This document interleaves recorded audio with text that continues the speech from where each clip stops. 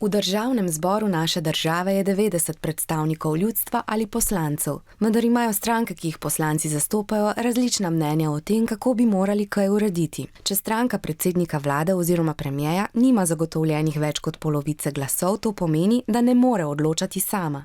Z drugimi strankami, ki so na volitvah prav tako dobile dovolj glasov, da imajo svoje predstavnike v državnem zboru, mora skleniti zavezništvo. Rečemo, da sestavijo koalicijo.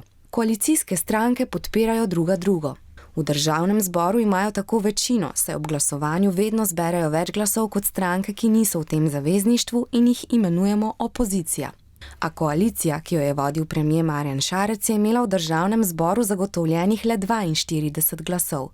13. slovenska vlada je bila manjšinska vlada, kar pomeni, da je morala za podporo večkrat prepričati še vsaj 4 poslance iz opozicije.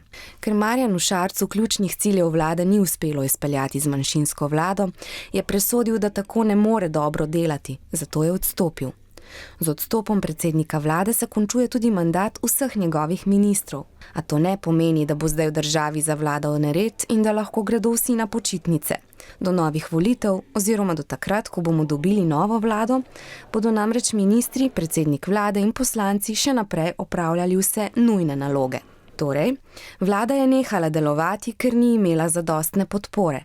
Zdaj potrebujemo novo, kar pomeni, da bomo imeli ali predčasne volitve, ali pa bodo stranke, ki so v državnem zboru, z novo koalicijo sestavile novo vlado.